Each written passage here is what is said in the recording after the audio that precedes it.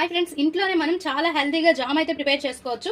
నేను ఇక్కడ dragon fruit jam అనేది ప్రిపేర్ చేస్తున్నాను. ఫస్ట్ కట్ చేసుకొని చిన్న చిన్న ముక్కలుగా కట్ చేసుకోవాలి. లోపల పార్ట్ అంతా కూడా కట్ చేసుకొని బయటకు తీసేసేయాలి ప్లేట్లోకి.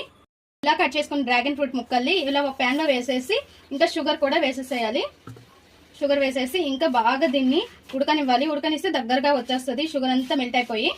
ఫ్రెండ్స్, ఇలా బాగా షుగర్ అంతా కూడా ఇందులో మెల్ట్ అయిపోయింది. ఇది మెత్తగా అయిపోద్ది. ఇంకా దగ్గరగా వచ్చే వరకు ఇలానే కలుపుతూ ఉంచుకోవాలి. చూసారు ఫ్రెండ్స్, ఇలా దగ్గరగా వస్తుంది అనేటప్పుడు మనం కొద్దిగా లెమన్ జ్యూస్ అనేది వేసుకొని ఇంకా దగ్గర పడినివ్వాలి. లైట్ గా వేసుకొని చాలు, ఎక్కువ అవసరం లేదు.